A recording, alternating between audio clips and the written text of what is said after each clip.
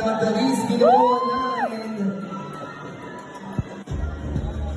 Isaac Ivan Bongkayo. Tama ba ako? Alright. Isaac or Ivan? Isaac. Okay. Isaac, batiin mo din ang mga supporters mo today. Bago ko po sagutin ang tanong na ito, ay umuwi nagpapasalamat sa lahat na sumusuporta sa akin. Lalo na ang aking mga pamilya at aking mga pinsan. Ay natin sila upang handa kami suportahan. Okay.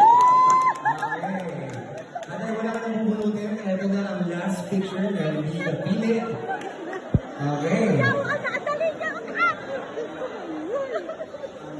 Base po sa nakikita ko sa larawang ito po ay ang social media. Kung saan ito po ay kasalukuyang ginagamit ng mga kabataan ngayon. Dahil isa po ito sa ginagamit natin sa teknolohiya sa cellphone po. Halimbawa na lamang po ng Facebook, dito po ay nakakakuha po tayo ng informasyon about sa mga balita at sa mga bagyong paparating na maaaring maging handa tayo sa araw na darating ngayon. Para sa akin ay mahalaga din ito dahil ito ay nakakatulong sa atin lalo na sa edukasyon dahil marami na din social media ang nakakatulong at nagbibigay idea upang mas maintindihan natin ang mga bagay na hindi natin maintindihan. At ayun lamang po, maraming salamat.